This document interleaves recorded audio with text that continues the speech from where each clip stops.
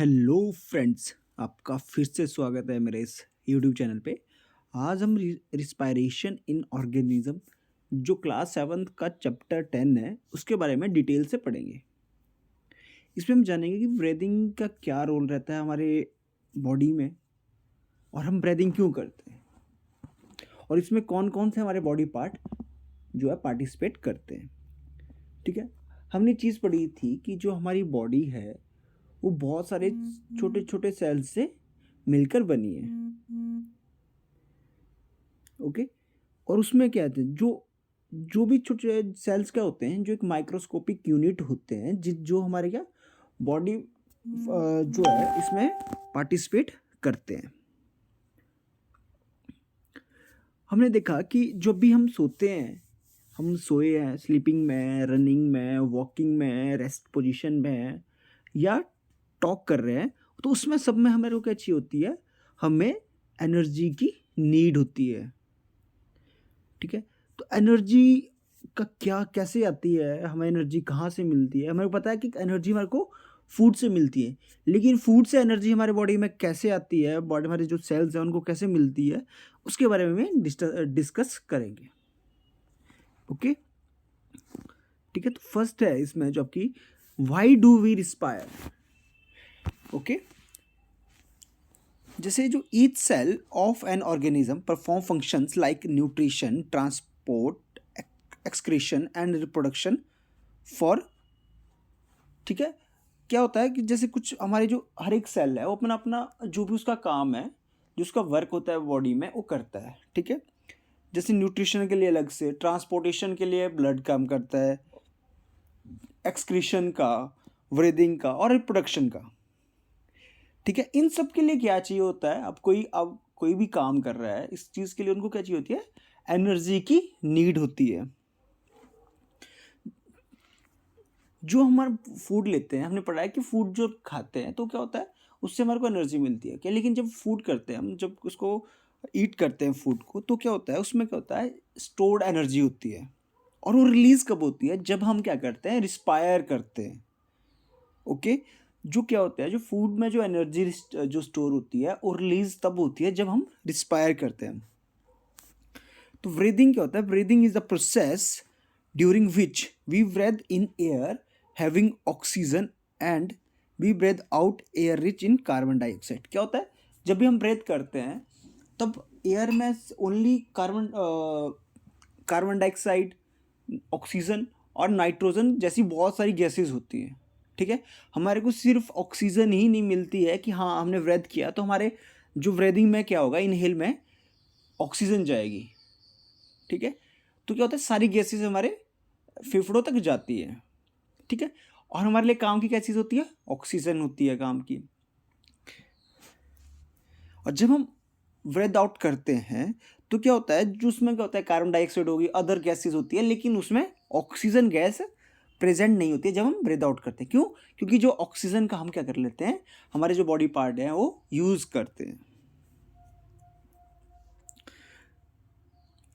जो the air rich in oxygen is transported to all the parts of the body and ultimately to each cell। मतलब क्या होता है, जो भी ऑक्सीजन जो एयर रिच होती है उसको क्या करते हैं हम, जो है उसको ट्रांसपोर्ट किया जाता है हर एक बॉडी सेल्स में।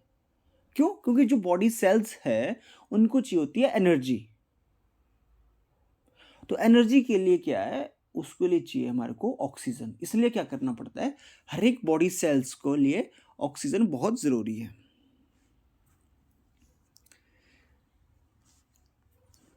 The process of breakdown of food in the cells of an organism with the release of energy is called cellular respiration। ठीक है, अब आपसे पूछा जाता है कि सेलुलर रिस्पायरेशन क्या होता है। सेलुलर रिस्पायरेशन एक कैसा होता है कि जिसमें क्या होता है, ब्रेक डाउन होता है किसका, जो फूड हमने लिया होता है उसका तोड़ते हैं। ठीक, किसमें, एक सेल में। ठीक है, तो क्या होता है जो फूड हमने लिया उसको क्या ट्रांसपोर्ट होता है हर एक बॉडी सेल में, हर एक बॉडी सेल में पहुंचा तो उसको क्या, उसको ब्रेक डाउन करते हैं, जिससे क्या मिलेगी, एनर्जी रिलीज होती है। तो उस एनर्जी रिलीज में भी हमारे को क्या, ऑक्सीजन का यूटिलाइज होता है। ठीक है। लेकिन जो सेलुलर रिस्पायरेशन क्या है, the process of breaking down of the food in the cell of an organism with the release of energy. Okay, जो सेलुलर रिस्पायरेशन है वो क्या करता है, और जो भी सारे ऑर्गेनिज्म हैं उनके सेल्स में होता है। ठीक है, क्या होता है, जो cellular respiration take place in the cells of all organism. ठीक है, तो सेलुलर जहाँ जहाँ पे सेल्स होंगे और ऑर्गेनिज्म होंगे, उनके सेल्स को क्या चाहिए होती है, ऑक्सीजन चाहिए होगी। क्यों, उनको एनर्जी चाहिए। तो उसके लिए जो क्या होता है, सेलुलर रिस्पायरेशन जो होता है हर एक जो take place in the cell of all organism. Okay, हमने रिस्पायरेशन के बारे में पढ़ा, हमने ब्रीदिंग के बारे में भी थोड़ा बहुत पढ़ा। अब हम पढ़ेंगे टाइप ऑफ रिस्पायरेशन क्या होते हैं। हमने पढ़ा कि in the cell food is broken down into carbon dioxide water using oxygen. हमने क्या चीज़ पढ़ी थी कि ऑक्सीजन को ट्रांसपोर्ट किया जाता है हर एक बॉडी सेल में, क्योंकि उन्हें अपना अपना काम को पूरा करना होता है। ओके, तो वैसे होता है जो in the cell of the food, जो फूड है उसको ब्रेक डाउन किया जाता है किसमें, ऑक्सीजन जब बॉडी पार्ट में जाएगी तो उसमें ऑक्सीजन की प्रेजेंस में क्या होता है, ब्रेक डाउन होता है फूड का। तो उसमें हमारे को क्या मिलता है, कार्बन डाइऑक्साइड और वाटर, और क्या मिलता है, एनर्जी मिलती है। ओके, ठीक है।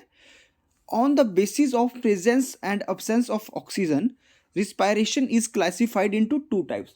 क्या होता है, ऑक्सीजन की प्रेजेंस और अब्सेंस के इस पे ना हम क्लासीफाई करते हैं टू टाइप्स की। एक है एरोबिक रिस्पायरेशन और एक है एनारोबिक रिस्पायरेशन। ठीक है, तो हम पढ़ेंगे एरोबिक रिस्पायरेशन। इसमें क्या होता है, जो ब्रेक डाउन होता है ग्लूकोज का वो होता है ऑक्सीजन की प्रेजेंस में। ठीक है, with the use of oxygen, उसको बोलते हैं एरोबिक रिस्पायरेशन। अब आप इसको ट्रिक बताता हूं मैं आपको। जैसे एयर, देखो एरोबिक में क्या आता है, पहली बात एयर, तो इसमें हम आप याद रखो कि एयर की प्रेजेंस में, तो एयर में आप समझ लोगे कि ऑक्सीजन। ठीक है, कि किसका, ग्लूकोज का breakdown with the use of या the in the presence of oxygen. During the aerobic respiration, glucose is completely broken down into carbon dioxide and energy and water is released. क्या होता है, जो एरोबिक रिस्पायरेशन में क्या होता है, जो ग्लूकोज है, जो फूड है हमारा, वो क्या होता है, पूरा कंप्लीटली ब्रेक डाउन हो जाता है। और जिसमें हमारे को जब ब्रेक डाउन होगा तो उसमें क्या रिलीज होता है, उससे हमारे को वाटर मिलता है, उसमें हमारे को क्या मिलता है, एनर्जी मिलती है, और क्या मिलता है, कार्बन डाइऑक्साइड, जिसको हम क्या करते हैं, जब हम ब्रेथ आउट करते हैं तो उसको बाहर कर लेते हैं। Aerobic respiration take place in mitochondria. ठीक है, आपसे पूछा जाएगा कि एरोबिक टेक प्लेस कहाँ, इन द माइटोकॉन्ड्रिया। ठीक है, इस माइटोकॉन्ड्रिया के बारे में आप अगले चैप्टर्स में, कुछ चैप्टर्स में पढ़ेंगे। ठीक है, इसकी इक्वेशन बनाई है कि कैसे कैसे होता है। ठीक है, ग्लूकोज मतलब जो हमने फूड लिया होता है उसको, ठीक है, उसको जब ऑक्सीजन की प्रेजेंस है, ठीक है, हमने ब्रीदिंग किया, ठीक है, या मान लो ऑक्सीजन है, तो उसमें क्या होगा, जो रिलीज क्या होगा, हमारे पास कार्बन डाइऑक्साइड होगा रिलीज, और वाटर और एनर्जी मिलेगी। ठीक है, तभी तो हम क्या करते हैं, कंटिन्यूसली ब्रीदिंग करते रहते हैं, क्योंकि हमारे बॉडी को ऑक्सीजन की ज़रूरत होती है। ऑक्सीजन की ज़रूरत क्यों है, क्योंकि हमारे को एनर्जी की ज़रूरत होती है। Okay, aerobic respiration is seen in the most of the organism such as humans, जो हम हैं, एनिमल्स जो जैसे dog, cat, lion, elephants, cow, फैलो, goat, snakes, earthworms, frogs, fishes, इन सब में क्या होता है, एरोबिक रिस्पायरेशन होती है। ठीक है, तो आई होप आपको एरोबिक रिस्पायरेशन समझ आया, कि जिसमें क्या होता है, ब्रेक डाउन होता है ग्लूकोज का, किसमें, with the use of oxygen या तो प्रेजेंस ऑफ ऑक्सीजन। फिर आता है एनारोबिक रिस्पायरेशन। ठीक है, व्हेन द ब्रेक डाउन, अब एरोबिक तो आप समझे एयर, एन का जब मतलब लगता है तो उसकी एन का मतलब होता है उसकी प्रेजेंस या किसी की कमी। ठीक है, तो एनोरोबिक में क्या होता है कि the breakdown of glucose take place without using oxygen. किसका? विदाउट यूजिंग ऑक्सीजन, क्योंकि उसमें उस टाइम क्या होता है, ऑक्सीजन प्रेजेंट नहीं होती है। उस टाइम क्या होता है, ग्लूकोज का ब्रेकडाउन होता है। इसमें क्या होता है, जो ब्रेकडाउन एनोरोबिक में क्या होता है, जो ग्लूकोज है वो कंप्लीटली ब्रेकडाउन नहीं हो पाता। किसमें? कार्बन डाइऑक्साइड और वाटर में। ठीक है। इसमें क्या होता है, एक इंटरमीडिएट कंपाउंड फॉर्म होता है, ठीक है, with the release of less amount of energy. ठीक है। इसमें क्या पूरा क्या होगा, ठीक है, ब्रेक डाउन नहीं होगा, जिससे मेरे को क्या मिलेगा, एक इंटरमीडिएट जो कंपाउंड मिलेगा with the release of less amount of energy during the process. अब इसमें मैं आपको, इसमें भी एक इक्वेशन बनी है कि इसमें इक्वेशन का मतलब ये चीज़ होता है कि शो किया जाता है कि क्या क्या इसमें हम एक कुछ वर्ड्स की हेल्प से पूरा समझ लोगे आप। जैसे ग्लूकोज है, इसमें क्या, नो ऑक्सीजन या नो एयर, ठीक है, इकट्ठा हो गया। ठीक। इसमें ना ग्लूकोज किस में होगा, ब्रेक डाउन होगा, इसमें ना कोई ऑक्सीजन होगी ना कोई एयर होगी, तो इसमें क्या बनेगा, इसमें बनेगा एल्कोहल। ठीक है, कार्बन डाइऑक्साइड और एनर्जी। ओके। अब आप पूछोगे एल्कोहल, जो एल्कोहल होता है जैसे जो शराब है, ठीक है, वो सब किससे बनता है, वो बनता है एनोरोबिक रिस्पायरेशन के दौरान जो प्रोसेस में बनता है।